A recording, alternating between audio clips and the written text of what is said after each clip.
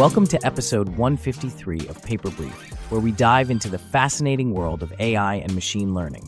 I'm Charlie, your host, and I'm joined by Cleo, an expert in both tech and ML. Today, we're exploring a paper titled Controllable Human-Object Interaction Synthesis. Cleo, could you start us off by explaining the core idea of this paper? Absolutely, Charlie. The paper introduces an approach called CHOI, which stands for Controllable Human-Object Interaction Synthesis. It's all about generating realistic human behaviors in 3D environments, something crucial for advancements in computer graphics and embodied AI. Interesting. But there's got to be a heap of challenges when creating these interactions, right? Especially if you want them to look natural and follow language commands. You're hitting the nail on the head. It's quite complex. The key is to produce object and human motion that are in sync and make sure humans interact with objects in a physically realistic way, which includes maintaining proper contact. Plus, these actions need to make sense in cluttered 3D spaces, not just empty rooms. I saw a mention of language descriptions and sparse object waypoints. Can you break that down for us? Sure thing. Language descriptions define the style and intent of the interaction.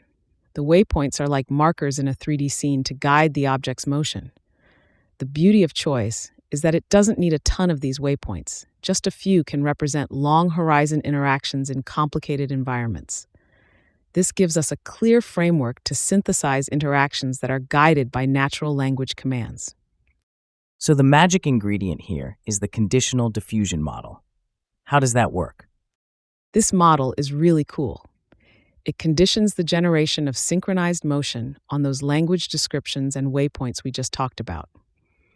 To nail the object motion just right, the team also introduced something called an object geometry loss during training, improving the way generated motion matched the input waypoints. Seems like they've built something quite robust. Does it work well with different kinds of objects and scenarios? They've certainly put it to the test. The CHOI's method works well with the full-body manipulation dataset, and what's impressive is that it even generalizes to new objects that weren't part of the training data, like those in the 3D future dataset. And where does the future of this research lie? Looking ahead, this method has the potential to be included in a larger pipeline that creates environment-aware human-object interactions, pulling from both 3D scene data and language commands to simulate complex, realistic behavior. That's a wrap for today's episode on the Controllable Human-Object Interaction Synthesis. Cleo, thanks for bringing this paper to life for us. It was my pleasure, Charlie. Always fun to delve into how AI can help us model the complexity of the real world.